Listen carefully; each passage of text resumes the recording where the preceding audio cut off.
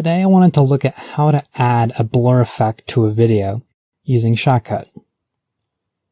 So first, let's go to Filters, add a Mask Simple Shape effect, a Blur Box effect, and a Mask Apply effect.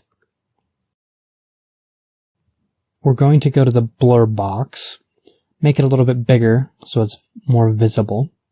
Then we're going to go back to the simple shape and play around with some of these settings. So you can see right there that it's a little bit blurry. That's the blur box effect.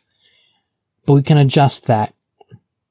So we can make it really wide and stretch across the whole screen with the width, and we can also make it really tall to cover from the top to bottom. And we can adjust the position. So right now it's kind of in the middle. We can bring that down to -100, and that's the ceiling, or up to 100%, which is the floor. So we're going to cover the speaker's face.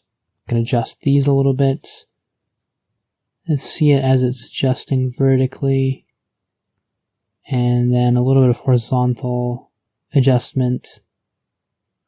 And there we go. It's covering the speaker's face. Now you know how to add a blur effect in Shotcut. Thanks for watching. See you next time.